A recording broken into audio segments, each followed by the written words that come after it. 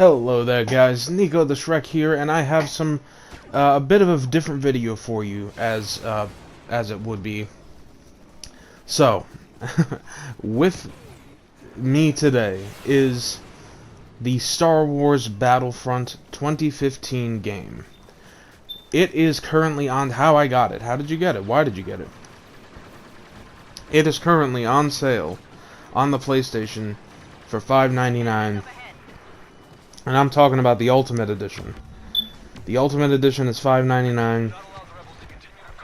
And I went ahead and pulled the trigger on getting it because the only real experiences I had with this game were with my buddy Julius. And for anybody who may have been watching my channel in the past, that is who I call Big J in my other videos, or who references himself as Big J in my other videos.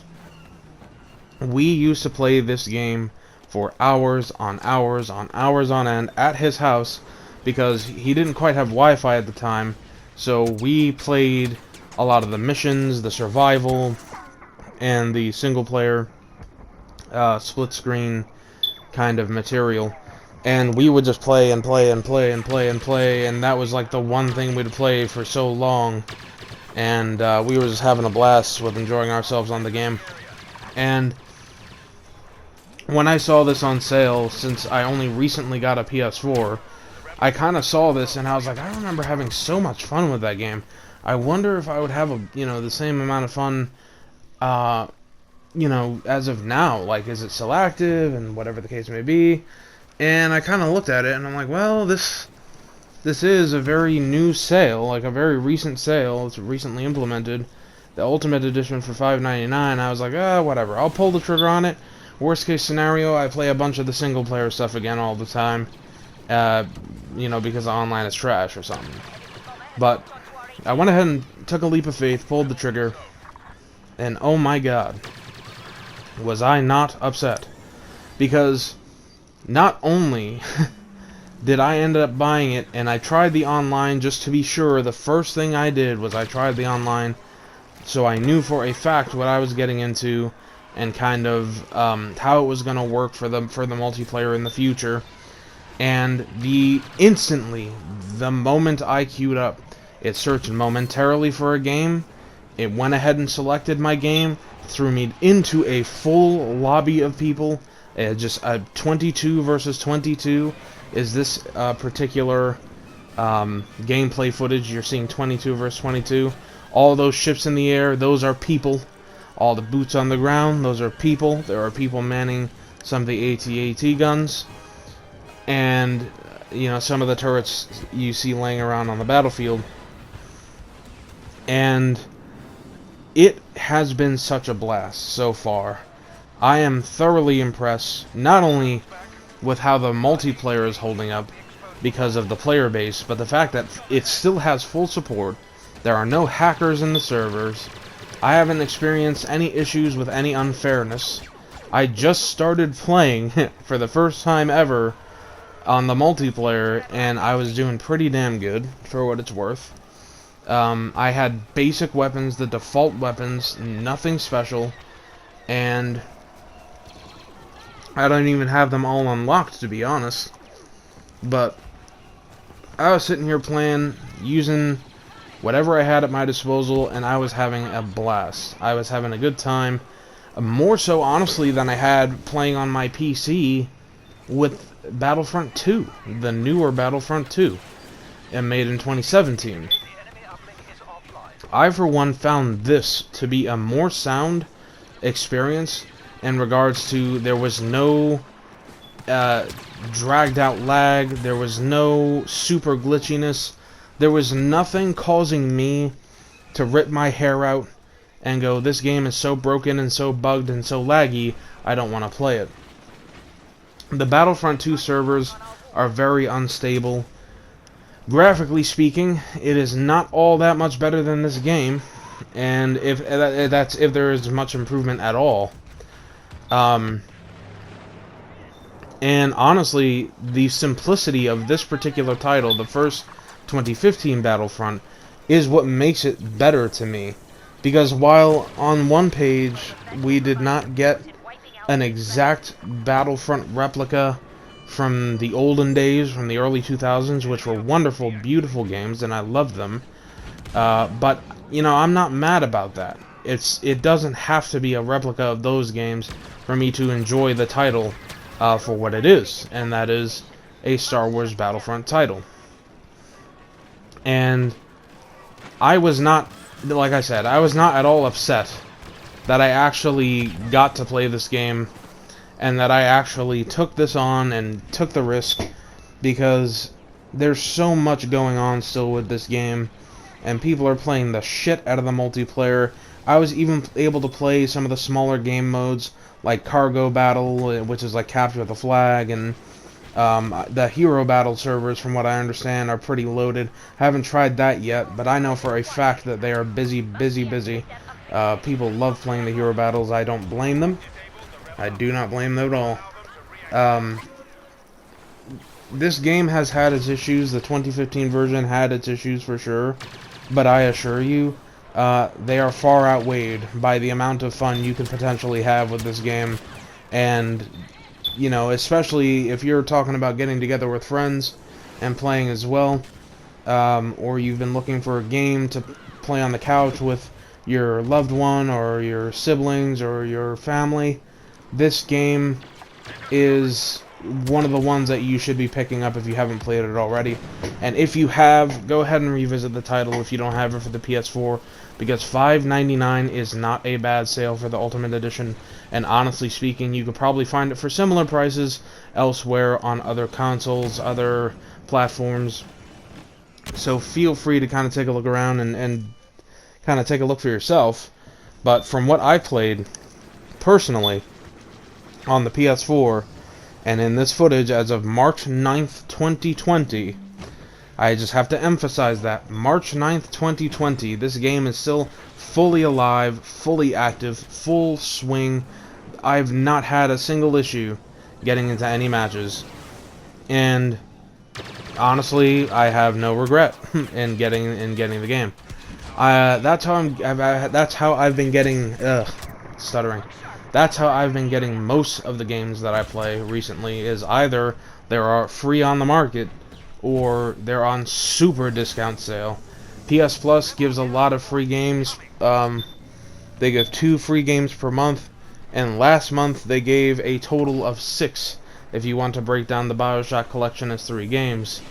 So there are plenty of games that they just kind of give away and have on super sale for a couple dollars, or, you know, maybe $5, and that's exactly how I get the shit that I get.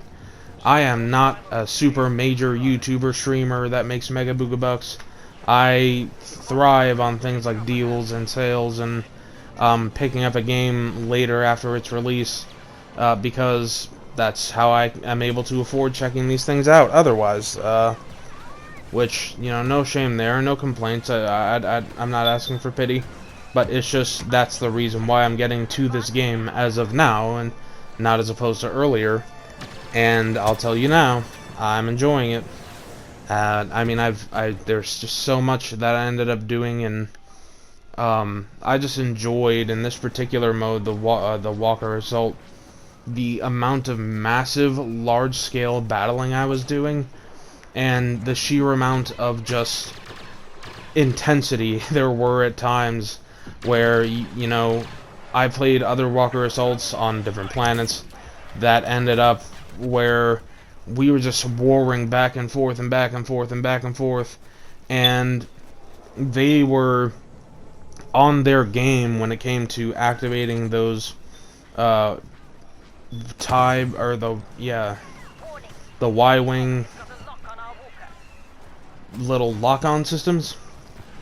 I mean, they were on point, and it was so back and forth, and by the skin of our teeth we got the walkers to the end and we were victorious, but it was like barely. They were barely clinging to life, and it was just so intense and so fun. It felt like intense sci-fi warfare. It felt like Star Wars battling, as it were, and it was such a beautiful thing to see. And no, I mean, you can just see through the footage and everything we were doing that it's just a bloody good fucking time. So Honestly, I highly suggest, if you're going to get into the game, get into it now. It still has so much going on, so many people playing, many of which I'm sure have been playing since like the dawn of man, when this game came out just about 5 years ago. But I, for one, am a brand new player, and I know for a fact there have been a couple other new players to this game. And besides like games like Risk of Rain being on sale as well, this is another solid pick. If games like, let's just say, Risk of Rain aren't your thing, and you prefer games like this, a nice good sci-fi shooter, or you just like things that are Star Wars, and you enjoy Star Wars games, this unbeatable pick, and I could not suggest it more than what I already am. And so, to avoid sounding redundant, I'm just going to go ahead and move along and just to the things that I enjoyed. I personally enjoyed, in this particular instance, I played around with like the heavy blasters, but I know for a fact that I enjoy more of the ranged single-shot rifles. Not a sniper rifle per se, because those are a bit slow and unwieldy. So what I did in another battle was I picked one of the, like, basically would be like our equivalent of like a DMR. And, oh yeah, this is where my controller died. I was so pissed. I wasn't like full-blown angry, but I was just like, wow, okay, I could have avoided death. But no, I went ahead and used what would basically be our modern-day equivalent of a DMR. And with that being said, those are like my comfortable weapons. Those are the things I play with the best. And that's because I played with those almost strictly when I played with my buddy. Every time I went to his house, every time I went to Big J's house, we were just racking it up and killing each other, killing enemies, playing survival, trying survival on master mode. And that's pretty much the sole gun type I would use, was the marksman rifles that were not strictly sniper, I guess. So those are my guns of preference. I don't know if you guys want to comment below, state your gun of preference if you play the game still, or did play the game and use a particular weapon type. I, for one, am going to stick to the DMRs. Those are the most effective. The heavy blaster wasn't terrible, but it just didn't provide the stability in the range that I needed. Because I'm a very sharpshooter type of person. I like shooting people from far away. And if they get close, they're already pretty much dead. Try to prevent people from doing as much as possible. So, with that being said, I also enjoyed the sheer graphical capacity of the game, and I forgot that you could just play around with your own loadout and use different weapons kind of on a whim, use different tools and implementations that are set on a cooldown. I definitely thought that was pretty cool. And, oh yeah, this was the moment I fucking locked onto that speeder, and I was like, goodbye. Oh, it's so satisfying. But yeah, no. I mean, honestly, guys, I'm just, at this point, just stating kind of some of the things that I enjoyed. And, oh, I cannot emphasize the graphics. Just look at this game, man. Look at this game. Look at the lighting. Everything about it is so beautiful. There is so much to admire about the fact that in 2015 this was made and polished and finished and released, and it still holds up to, and it's better looking than some games released as of the last year or even this year. It's never ceases to amaze me, and I'm just happy with how it turned out. I'm happy with getting the game the way I got it, and I encourage you all to do the same if you don't already have it. So I hope you guys enjoyed my video. Battlefront 2020, it's still alive, guys. Come join, come play. I'll catch you all on the flip side in the next video. Till then, bye bye.